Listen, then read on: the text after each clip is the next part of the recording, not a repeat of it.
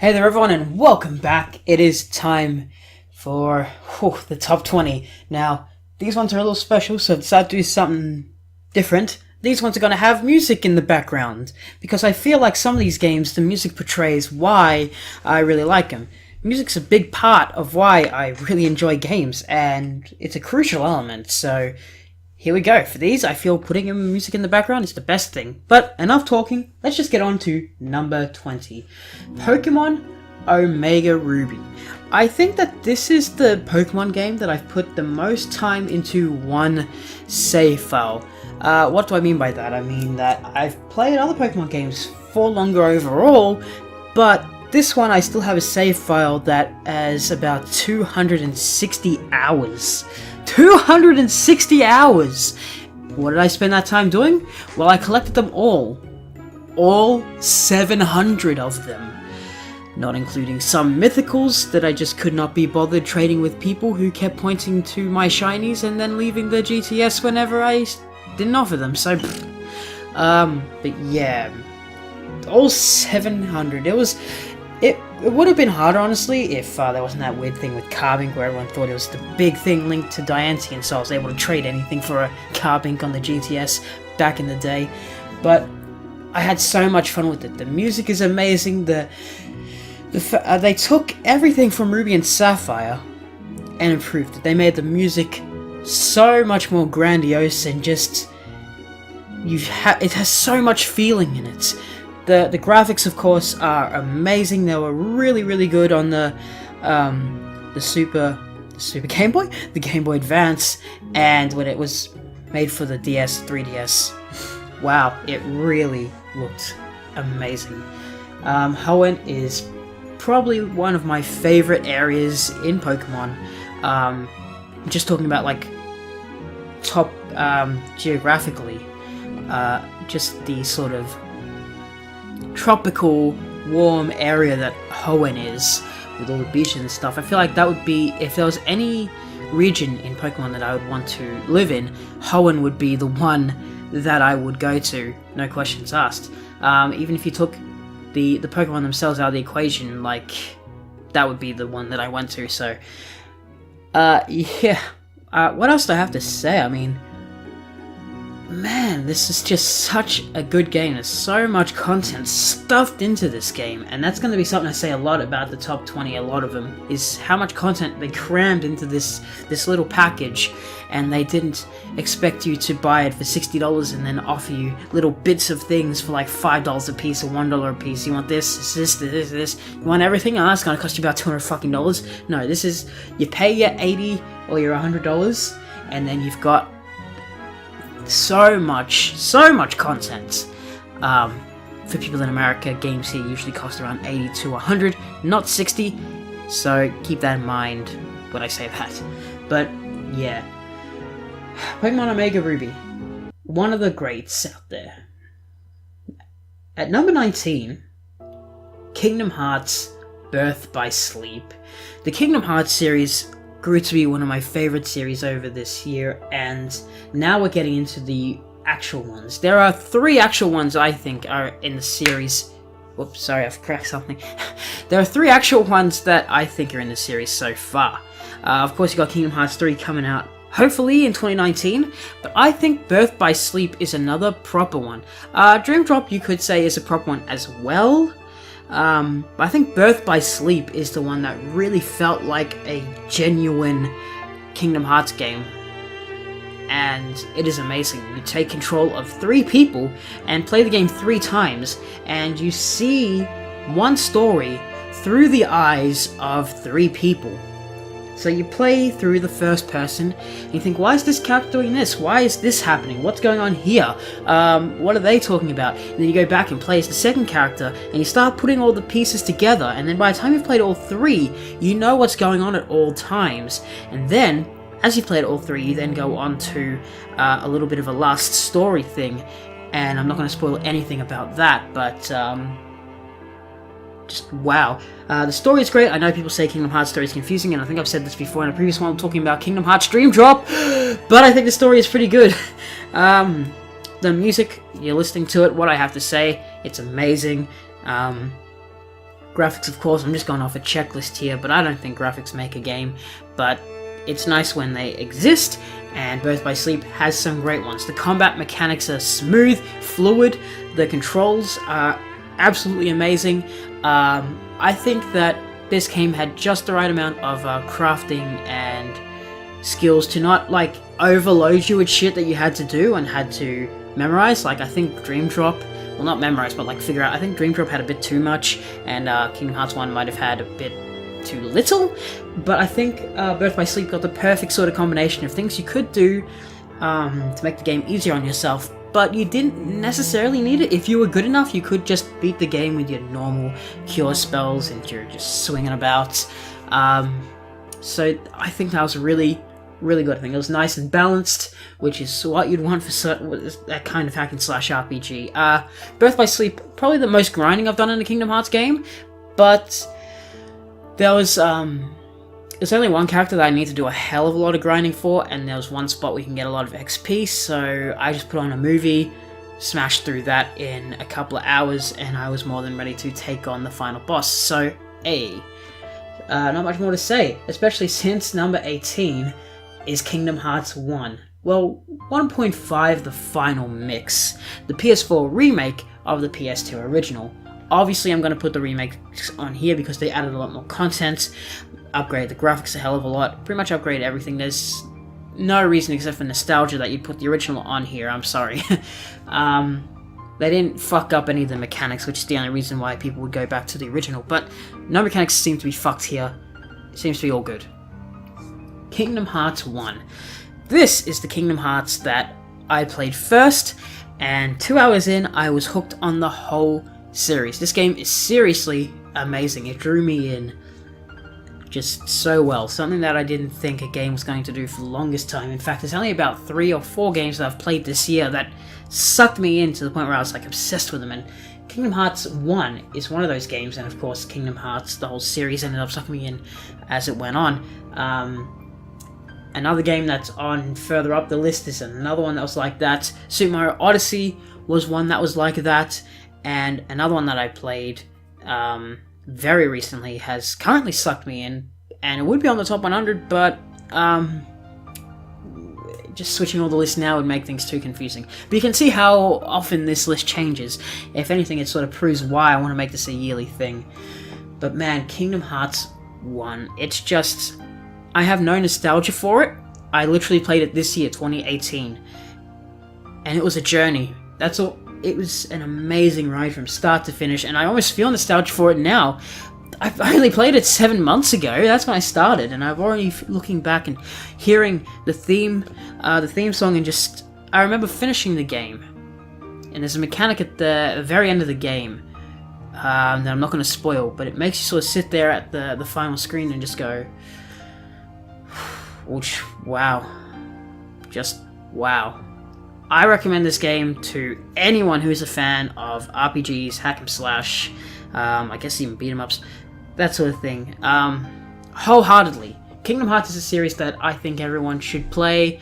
It could take a little while to get into it, and if it's not your thing, hey, it's not your thing, but man, is it my thing.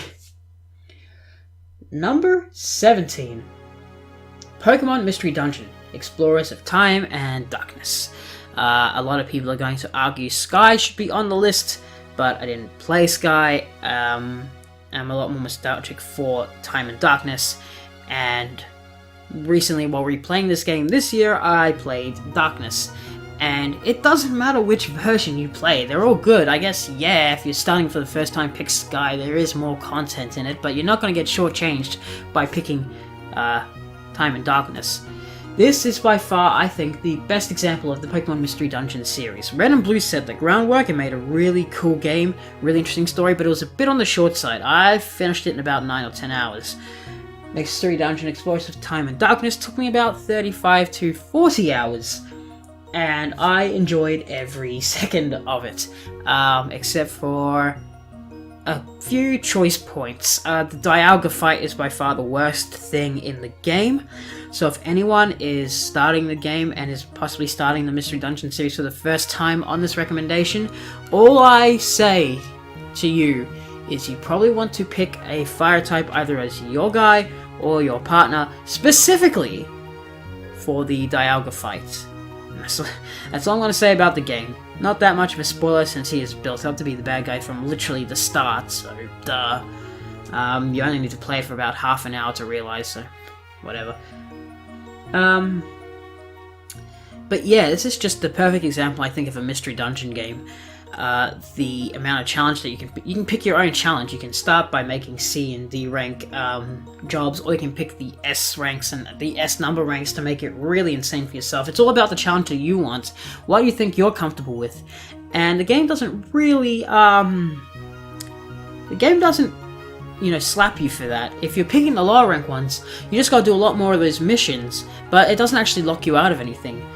Yeah, you could argue that you don't get some of the good items, but if you're looking for just sort of the progression alone, the game's not gonna go, oh, you didn't do the 5-star fucking S++++ ranked missions? Well, I'm sorry, you don't get to progress. No, it doesn't do anything like that, and it does a great job of keeping you sucked in. Not only is the post-game like half the size of the main game, but even after that you can continue trying to increase your team's rank, trying to better your team, recruiting Pokemon into your team. There's just so much content here. Yeah, I played it for 40 hours, but I probably could play it for another 20, honestly. Just trying to recruit things, level up, get my rank to the highest it can go. And you could easily get 50-60 hours out of it if you're really trying to get to that. But if you're just playing the main story, you get about 30 hours out of it. It's amazing. Recommend, wholeheartedly. Number 16, GTA 5. I don't know what to say. This is the other game that's completely sucked me in this year.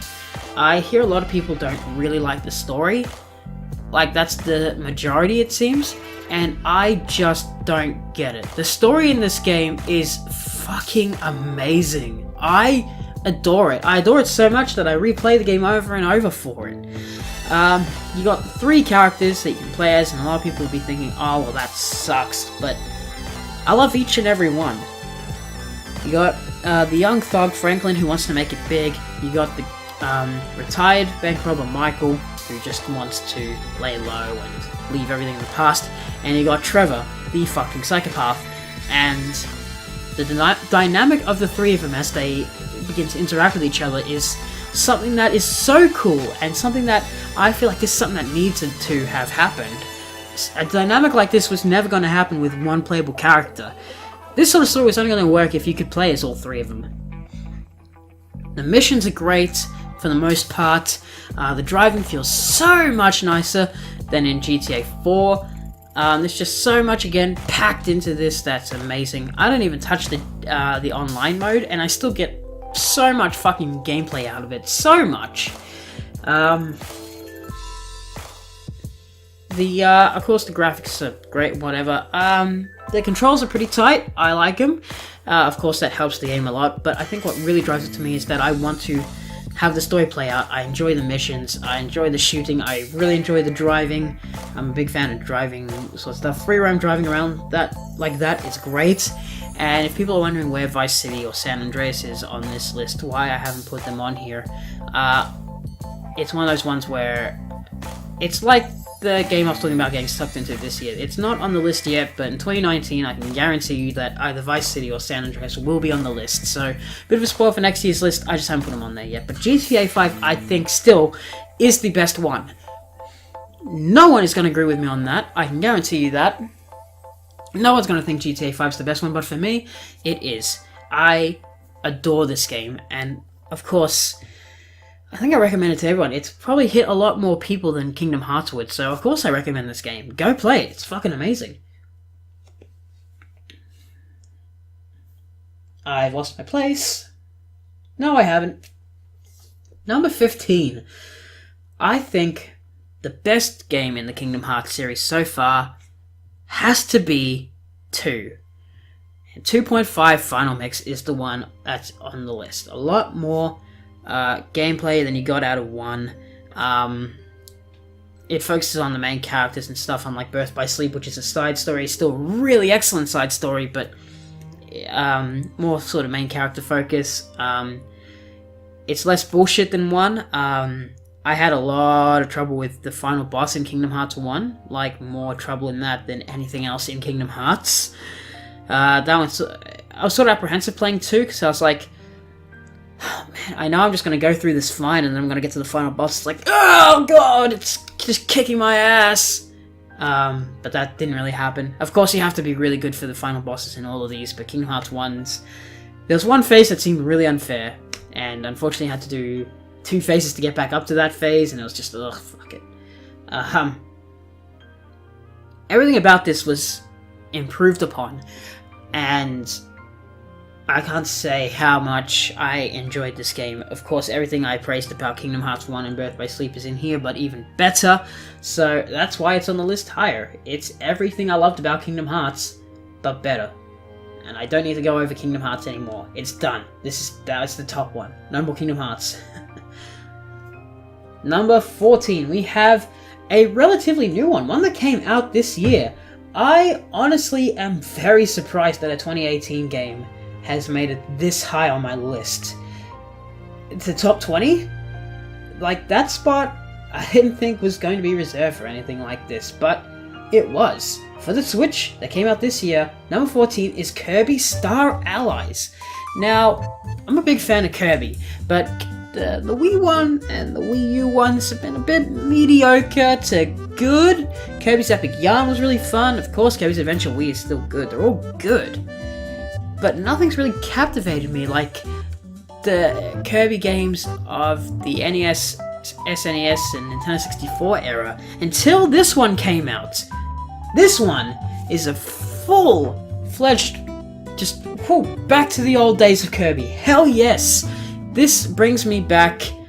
It's like a remake of my childhood. They revamped what made Kirby great in the past while fixing the things that they needed to fix and keeping the things that they needed to keep. They modernized the game in a way that made it good, but also made it feel nostalgic. Something that a lot of these Kickstarter, let's do Mega Man, let's bring back Banjo-Kazooie, let's bring back this and that. They don't really seem to get that you need to modernize it, but keep it nostalgic. Yooka-Laylee was flawed by being stuck in the 90s. Still a good game, but just, it wasn't there. It wasn't good enough for the standards anymore. But Kirby Star Allies modernized all the right ways and kept it the way that we've loved it for years and years in all the right ways. Innovating just enough to make a completely new experience, but keeping it in the same vein as we want our Kirby games. And I think that this game is an example. It's an example for sequels in a series, much like I think Odyssey is an example of sequels in a series. Give us the core gameplay that we want. Give us what we want from the past games, but tweak it and modernize it just in all the right ways. And if that doesn't sound like I'm making much sense, then just play Odyssey or Star Allies and you'll see what I mean. Perfect example of a series that I love doing all the right things.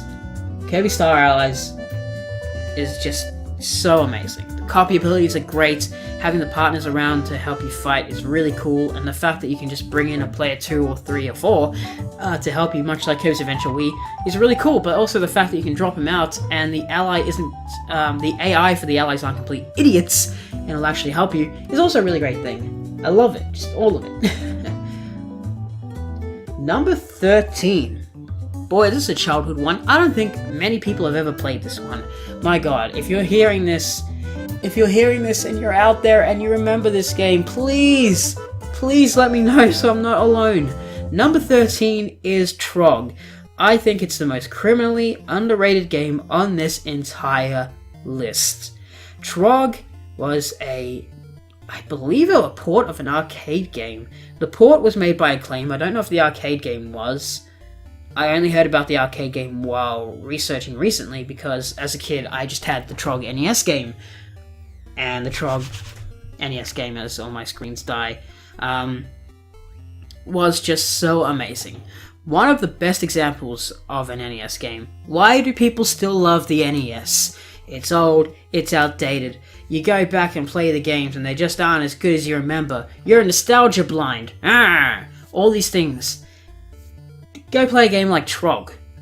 It's simple, but addicting. And that is the draw of old school games. Simple, addiction. And...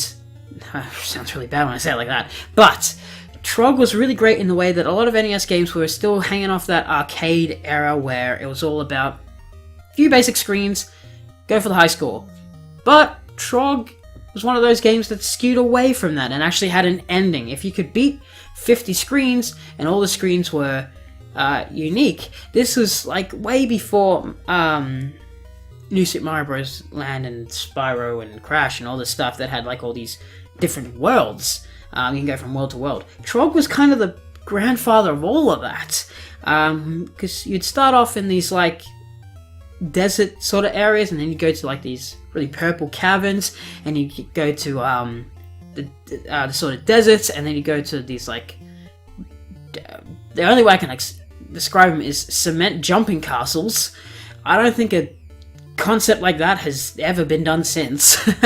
And just all these different places you could go to, it really varied it. It's not like playing Pac-Man for 50 rounds and they just changed up the maze a little. This was like, yeah, it kept the same sort of grid, but the aesthetics were new. New enemies were getting introduced all the way up until like the 30 mark. And then after the 30 mark, they introduced those characters faster, like brothers, who would really get on your ass. And if you actually managed to get to the 50th screen and beat it, you won.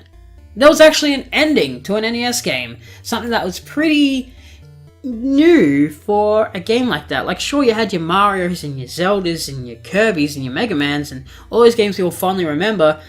We all fondly remember those because they're first-party Nintendo games that actually had endings, whereas all the other ones that were sort of like, yeah, that's an underrated classic, is ones that didn't really have endings. It was just play and play forever, like in the arcade. But Trog had an ending. You could beat it. And so the drive to get good enough to reach the 50th screen was there. There was a reason to get there. And of course, every 7th level was a bonus level, and they mixed up the bonus levels as well. You'd have to, like...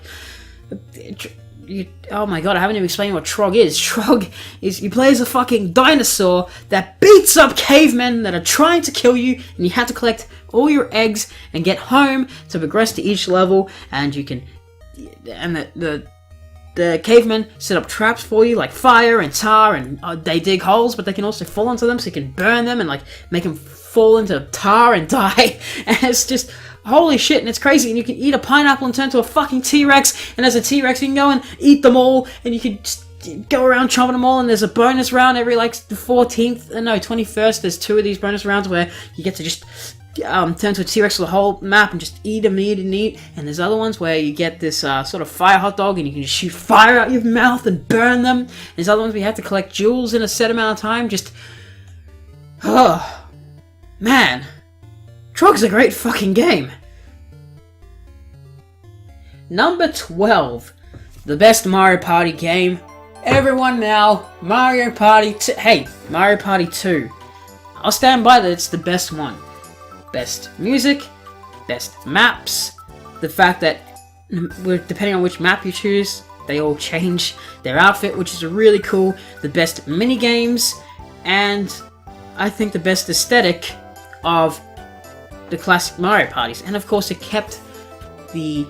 was the basic Mario Party setup that we wanted. None of this going in cars shit, none of this gimmicky stuff, no microphones, no capsule items, just basic pure Mario Party goodness. And this was I think the peak. Mario Party 2 is a game that never gets old for me, and it never will get old for me. I've played this countless hours. I don't even want to think about how many thousands were put into this game, and I'll still play around with it with anyone who wanted to. And it's just, for every reason I said, I think this is the best Mario game. I've talked about Mario Party before on the list, but I think 2 is the best one, and we can move on really quick from it, because what I gotta say about Mario Party, it's amazing. And Mario Party 2 is the best example of an amazing series, so it's gotta be good, right? Number 11. What is the one that hits just below the top 10? Well, funny enough, this game was in the top 10 until, I want to say, like, early this year, like February or March. This was still in the top 10. It only recently got knocked out this year. But number 11, just short of the top 10, sorry, is the original Super Mario Bros. On the NES. How could I not?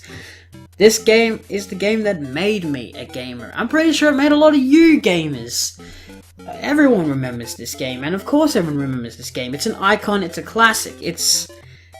What can I say about Super Mario Bros. That hasn't been said by everyone else in much greater detail? At the time, something like this was unseen. The platforming is still smooth to this day. The music, a little repetitive, but still iconic. Just, this feels so good to play. It's a game that hasn't really aged, and I don't think ever will age. No matter how long we go into the sort of future of video games, you can always come back to Super Mario Bros. And play it and know what you're doing instantly. It's the game I grew up on. It's the game I played with my grandpa. That made me a gamer. The NES and playing games with my grandpa is what got me into gaming and maybe the gamer I am today. And Super Mario Bros. Was the game that we played, and it's just an amazing game all round, and it's the reason why I'm here with all my YouTube stuff. It's the reason I have the hobby that I have, the collection that I have. I have Super Mario Bros. To thank for so much. And I can see its flaws, of course, it's not in the top 10, but in my opinion it'll always be one of my favorite games of all time, and a classic that deserves to be remembered and played until the end of video games' existence. But yeah, that's... Oh boy. That's it for the bottom 90. All we have left is the top 10. This might take a little longer to edit because for the top 10 I want to add some video to it. And of course music. And I feel like I have to put more into it, but I don't know what to say for a lot of these. It's just, this is what I feel, this is what they are, and yeah, the top 10 are all going to be pretty fucking crazy, so I hope you stay tuned for that. I mean, if you stay tuned for all this, you got to see what's at number 1, right? So I'll catch you guys for that. Hope you follow through, and I'll see you next time. Bye!